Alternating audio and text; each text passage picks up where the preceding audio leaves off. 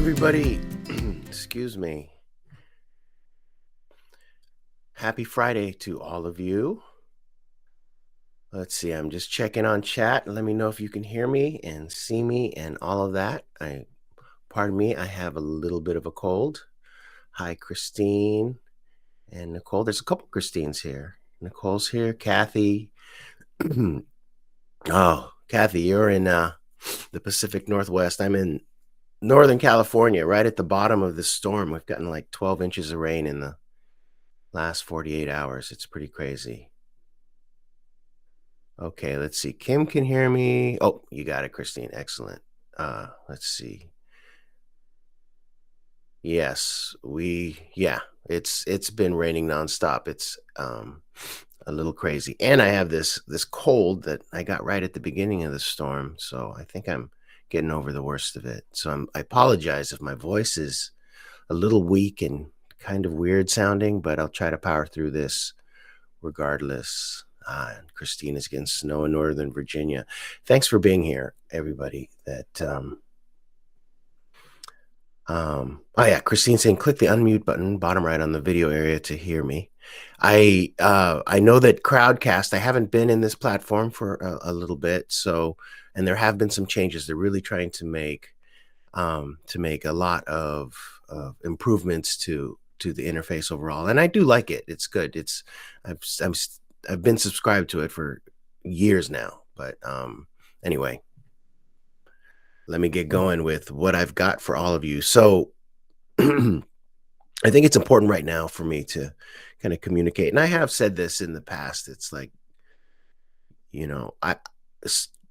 starting TLDC, the community, it evolved. It evolved, of course, from, I mean, when the conception of the idea of starting TLDC began,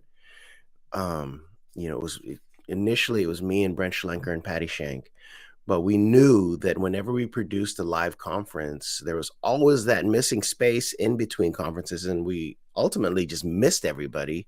And we wanted to find a way to just continue to connect with the people that we had met at conferences or collaborated with, all of that stuff.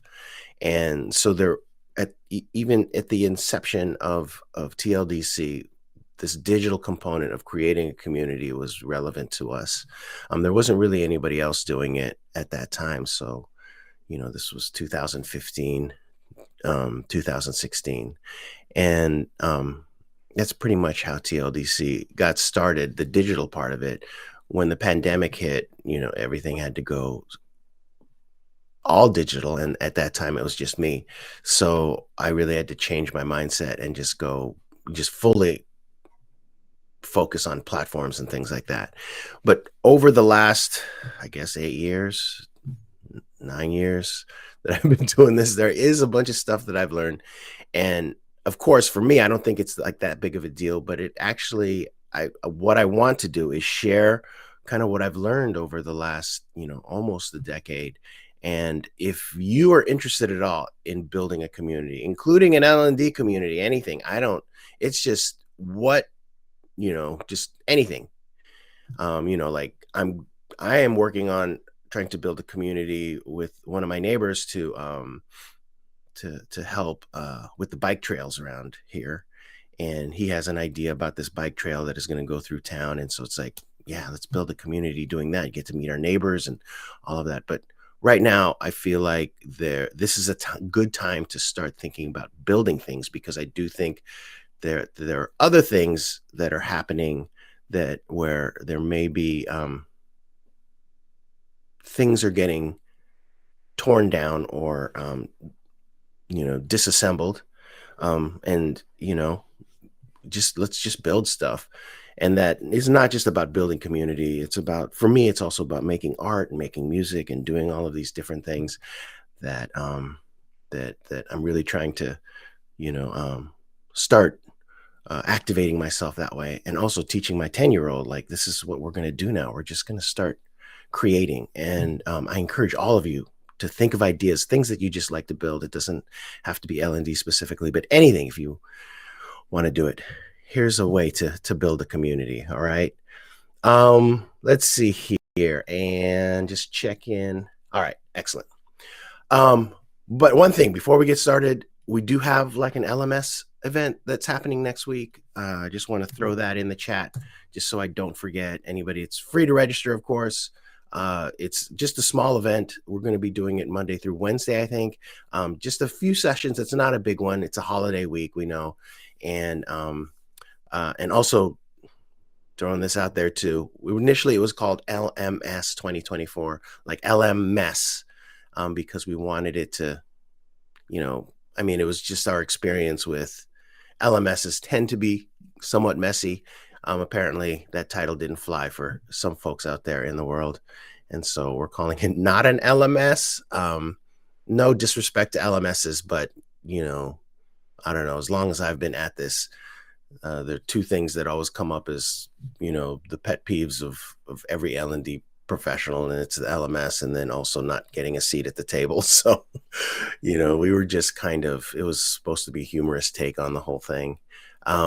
But yeah, that's a part of everyone's job. All right. So, yeah, Kathy, we do love to hate them. I used to be on the side where I also used to have to do with LMS vendors because of the conferences I produced, and they were actually pretty hard to work with, just pretty across the board. So I also have that experience that led to probably coming up with the wrong title for that. But anyway, next week, starting on Monday, sign up for it if you haven't already. Links in the chat. Okay, Nicole. Yeah, well, I think you're lucky. Yeah, I wish I loved LMSs. Yeah. Okay, so let me get started. I do have a presentation, and let me get those slides going. Here we go. I'll just share these really quick. I do like Crowdcast for this, and hopefully that should show up. Let me know if you can see my slides. Goodbye, social media. It's time to build communities. I've actually been out pretty much, I mean, I have to go to social media. I do things in social media because of TLDC, because of my work at O'Reilly. I do have to still participate there. I don't have to post. I just have to look because content, I manage content, create content. I keep an eye on my 88-year-old mom who's in Facebook, and I think she has a boyfriend and things like that. So I still go to social media on a regular basis just to look at the stuff, but I rarely ever post. In fact, I just took Instagram off of my phone just because I'm sort of just done for an extended period of time. And I think that for my own mental health, that's one of the reasons why I've done it. And also because upon reflection, our expectations have really, really just dropped precipitously about what we're willing to accept in the social media landscape. If you think about, 2006 and on, when, a lot of these platforms were just getting started, it was such a magical feeling being able to all of a sudden connect with people you haven't maybe seen in years, or, friends and family, things like that on social media. But now when you go to any platform, pretty much, it's pretty, the experience is nothing like you initially had. And I know it's going to get worse. It's just going to get worse. And one of the reasons I really feel that way is because of AI, and because there is a really a huge fight for your attention happening right now. It's going to get, and that's not, I think it's just started. Everyone is just going to try to compete for the eyeballs for folks that are on their screens viewing social media. And it really is too much. And you can opt out. You could hit the power button, say I'm done, or you can create a digital community and just like find the people that you want to be connected to, and just focus on that. And that is, to me, like a lot more of what like TLDC is, because going into the Slack channel is, for me, is not an unpleasant experience. It's, I like to go there and see the posts, and it's like, oh, if I can help, I'll help. If I can't, I'm just, it's a solid experience. And I think people need to build that. And, on social media, the people that I used to be really interested in following and listening to, people that I felt like had great ideas, a lot of them, especially if they're very established, um, have newsletters, things like that, that I can just subscribe to, and I get that in my inbox and I read it if I can. If not, I just move on. So that's why I'm saying the goodbye social media part of it. I'm not really there. I don't even participate in LinkedIn because there are for some I get really anxious on LinkedIn. But let me tell you what I've learned. So yeah, here. I probably should have been on this slide to begin with, the past. Oops. Yeah, right now, as of 2024, like I would say from 2016 on, when it really devolved into something that just was unpleasant. That's the past. It was just not, it. There are too many things. I don't want to get into what went wrong, but it did. And, a lot of it is just about money and power. And it's just not good for you. And what I'm hoping and what I have been participating in is finding the communities that nourish me a little bit more. Like for me, since I'm a musician, I find music communities where people talk about, composing or playing guitar, songwriting, things like that. Or also with my son, we both we participate in Dungeons and Dragons communities, and I just keep an eye on, some of the friends that he makes there. And that for me is a lot more of a positive experience. We haven't had any kind of negative situations come up doing that. Yeah, and I agree with the email newsletters. It's a huge thing. And also I've noticed is that when I don't get a newsletter that I really like, I notice it, because that's, and it's because, like, there's a productivity newsletter that I subscribe to, and every week I get that thing, and there's something, at least one thing, that is really interesting to me. And when he doesn't send an email out to me, or when I don't get his newsletter, I'm like, my week feels a little off. So that's it can be really, really a good thing. Like, you can get a lot of benefit out of it. Okay, so here it is. Since I only have half an hour, I'm going to do this fairly quickly. This is what I've learned over the last few years, and I kind of just put it into 8 things. Is the one thing. All right, Christine, I could share that in a little bit. The one thing that I've learned that I learned pretty much early on: don't build your community just for money. And it's funny, because when I go to conferences consistently, I get people that I've known for years that are instructional, that are learning experience designers or structural designers, that are speakers, things like that. And they say, hey, man, your community is like, you just solid, and it's been around, and you've maintained it. You've done a great job. How do you do it? And this is one of the things I tell him is, like, if you're going to create a community, don't do it just for the money. And he's like, and they were like, mostly are like, what? Well, then why do you do it if you're not doing it for the money? Well, I mean, I could tell you why I do it, but, just don't do it for this is not, like, building a community is not a money-making experience. And you have to have other reasons. And I've kind of already outlined them with what I've said, which is, like, just building and creating. But there are a bunch of different reasons why to do it, and I'll be going over that in a little bit. Don't build it for ego. That's another thing I see a lot of folks do.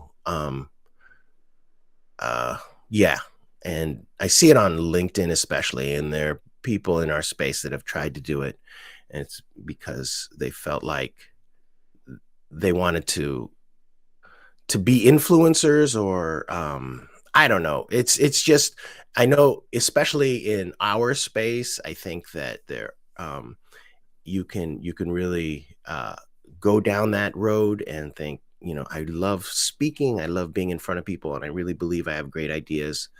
um, I want to build a community around me so that it can lift up my profile, and I'll be able to just get bigger and bigger audiences, things like that. I've seen that happen a few times, and it just doesn't work. It just doesn't work when you're the center of it. You're not really focused on your community, you're focused on yourself. So that and I kind of knew that early on. It was definitely not one of the reasons why I wanted to build this community, but I've seen a lot of people try to do it and fail because they wanted to be the center of all of it. Also, don't build it just to sell things. Nobody wants to be sold stuff all the time. Participating in a community that happens, and when people do that in the TLDC space, I actually really try to not push that or let people do that. It just I don't personally like to get sold stuff in the digital spaces that I inhabit. You can do that on social media. That's the whole point of the ads and everything. You're just getting hammered with stuff nowadays. So it just doesn't work if you're yeah, don't put any energy into just building a community to sell stuff. Yeah, like Nicole's saying, relationships first, and then you need to make sure you define why you want to do it. And it took me a little while to figure out exactly why. And I think that my why for all of it really happened after I stopped with the live conferences, and Brent and I parted ways, because I really had to sit down and think, why do I even really want to do this? And he and I had a lot of similar ideas of our inner why to begin with, but then it really came down to me. Like, I just really appreciated the people that I had met through L&D and surrounded myself. And I really truly believe that this space, this group really attracts like good people, and I wanted to help them. And that was a big part of my why. There were other things too, which I'll go over later, but there are things of like where I'm kind of a geek and I love playing with the tools, and I'm like, oh, it's kind of be a sandbox too, just different things like that. But you got to figure out, it's really important to understand your why you want to do it. The other thing that I've learned is that this is important, that people come and go. They just do. Like, a lot of times, I mean, the current audience for TLDC is almost completely different than it was 2 years ago and 2 years before that. And, Kim Lindsay, in chat right now knows this because she has been a supporter for years. It's different people. And it just happens. It happened when I was at the e-learning guild. I was there for 11 years and I saw it regularly. There were different people that would come in that would be kind of leading the conversation, and then they would drift off and a new group would come in, and it's just a constant cycle of people coming and going. And that's okay. That means your community is evolving. And there will be lulls. There'll be times when, you have tons of traffic and people are really, really active in the community. And there'll be, times when it just drops off. That's okay too. It always sort of ends up evening out. So if you start a community, just consider that. You just have to just stick with it.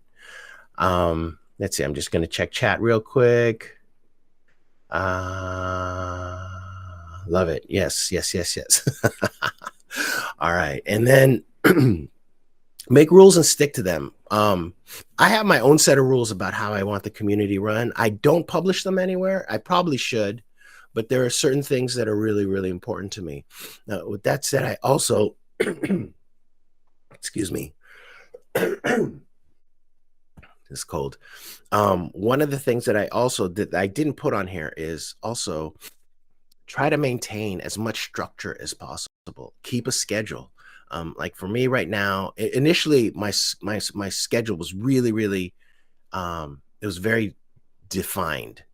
Not so much now, just because there's just so many changes happening in my life, and just with trying to balance all of these different things. But no matter what, monthly I'm doing the big events, the digital events, and I try to do a broadcast like this every couple weeks, and then I try to release a newsletter every other week. So you need to have a schedule. Initially, I was doing, it was weekly, it was monthly.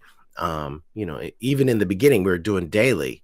But having structure there is big. Like if you set these expectations for your community to say, to know where you're going to be and when, that can really help make sure that folks participate. So yeah, so structure, rules, things like that's important.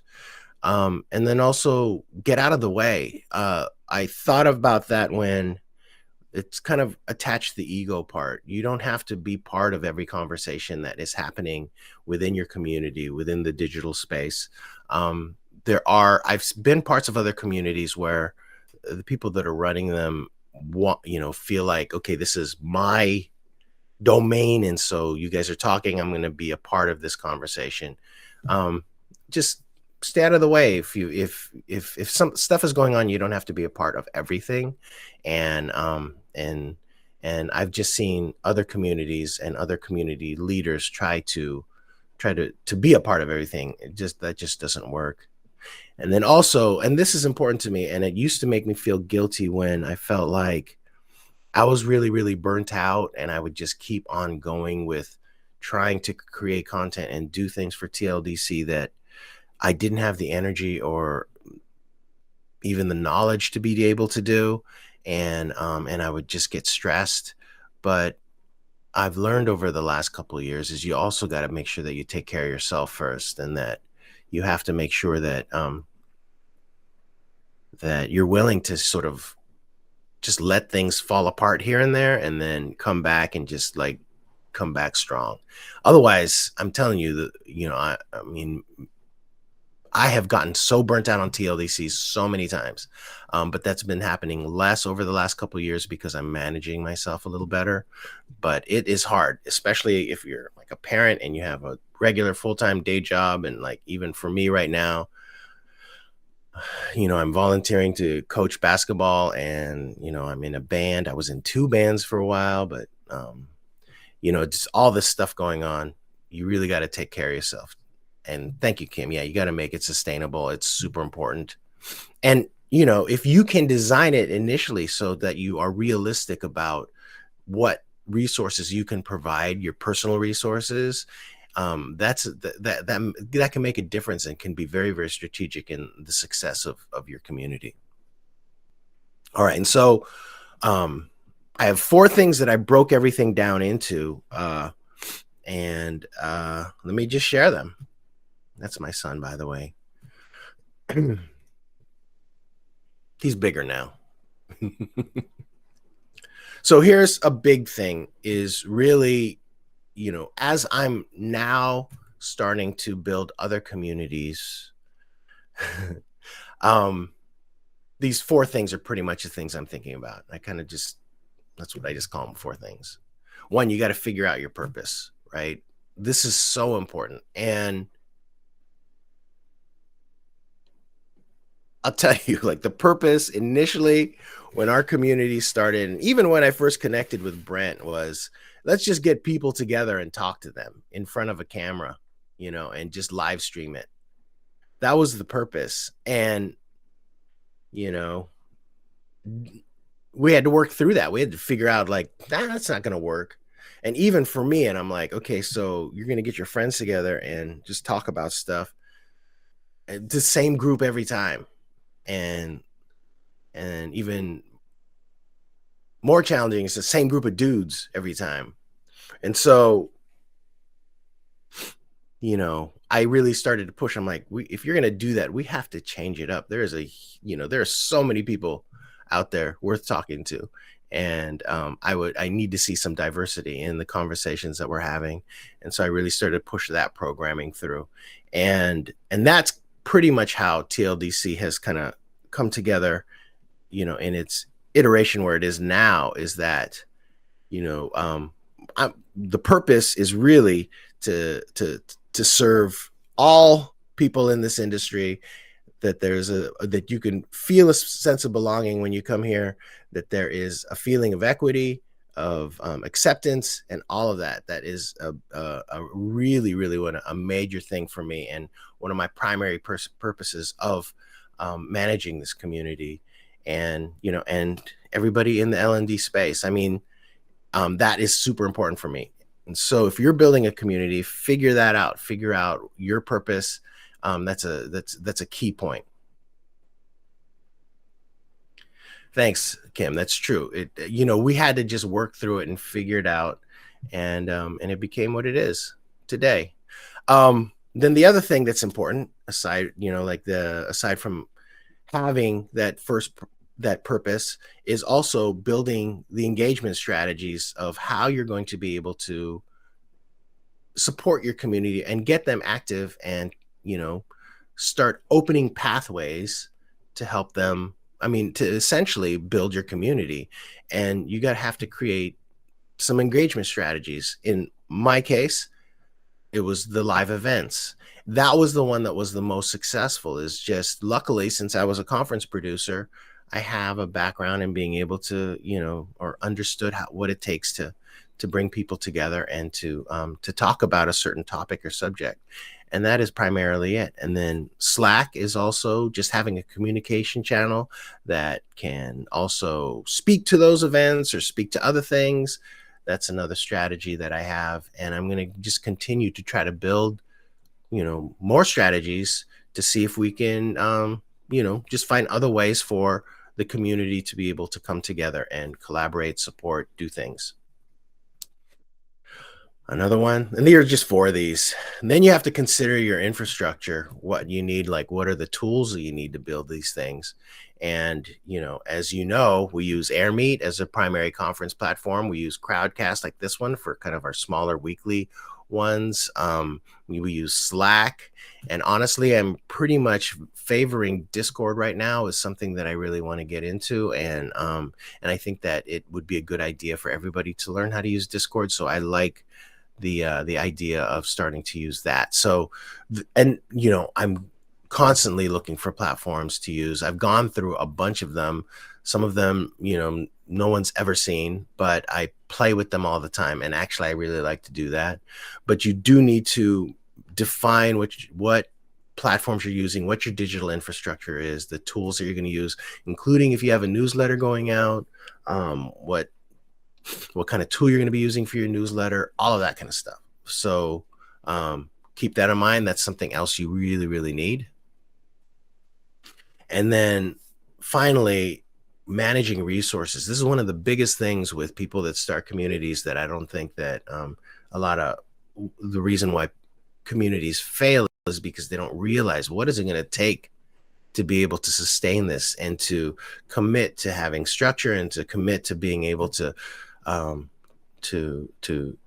supporting your community on a regular basis. Everyone sort of mismanages this part of it. And I'm not sure, when I was in the early days, I knew that it was going to take a lot, and I just knew it. People don't. I've always seen how being an admin for a group or doing all that, just the amount of work it takes. You don't have to be, you don't have to be in it all of the time, but you have to commit to spending time with it, like, regularly. And people don't understand that. They think that, oh, I'm going to start a community and it's just going to blossom and grow. And no, you really have to nurture it. I like the comparison to a garden, or, like Kim was saying, like a seed and it's sprouting. You really have to, tend to it. That's a huge part of it. If you can't, then it may not survive. So make sure that when you're doing it, that you have the resources to be able to build it. And it's not just time resources, it's also financial resources. Unfortunately, well, with TLDC, it's not a free thing, for me to do this. I have Webflow, I have, just all the platforms that we use. There's just a cost associated with all of it. So the membership really, really is what sustains it. And I do appreciate that. And that's why I continue to do it. I don't make any money from it. But you have to be realistic about all of that stuff too. Let's see. I'm looking. Yes, Christy, folks already know how to use Slack, and Teams should be able to learn Discord too. Yes. And I am sort of thinking, because I am a full-on newbie with Discord. And we use it mostly. I got into using Discord. I'd always been curious about it and used to sort of look at it. But there are two things. The two ways that I got into Discord was through Midjourney, because I have a Midjourney account, and I occasionally, I love just that, playing around with it. And then also the other thing was my son, the local comic book store has, my son plays Magic, and D&D, and so we keep track of kind of the news from the comic book store, and so that's how I've been interfacing with Discord, and I've always liked it. Early on, way back when, I used to have a message board for my extended family, just my whole clan, that was all over the planet, and we all used to congregate in this website that, and it was really fun. It was a very supportive, loving sort of thing, and pretty much pre-social media, and so I was familiar with that kind of system early on, and I feel like Discord is similar in a lot of ways. The look of it is, I don't know if you can skin it or whatever, but it's not. I don't always like the dark stuff, but anyway. All right, and Kim's saying Discord for online games at Cinecraft. That's great. Yeah, so hopefully folks will be able to get into it, because they have some familiarity with it. But Slack really has turned into more of a messaging platform, and I see it all the time, and it's great for that. It is really, really great for that. But for a community, I think Discord would be good. Discord also has the capability of doing streams, and I really want to push out and do more public streams that way. So I'm going to be, that's going to be the next thing that everyone is going to see. All right. So, and that's pretty much it. I have this slide deck. If anybody's interested in it, just let me know. I'm going to this is my, personal email address, and then TLDC also. You can message me there. If you have any questions about building any community or building a community, hit me up. I will tell you what I know. I know 30 minutes isn't great for, that's a really short amount of time, but I have learned a lot, and all of this stuff. It's funny when, even when I was getting ready to come out to my computer this morning, I'm having that conversation with myself about this presentation, and there are just so many things that I could talk about. And I apologize if I rambled a little bit. I still got this cold that I'm dealing with, but hopefully this is of some value to you. All right, I will. I'll post a link to the deck, or you know what I'll do in the next newsletter. I'll post a link to the deck. And thanks, Kim. I appreciate that. All right, so with that, I'm going to close it out. I hope you guys have a great Friday. And don't forget to register for that LMS event next week. Thanks, Christine. I appreciate that. All right, everybody. We'll see you next time. Bye-bye. Thanks, Farhan.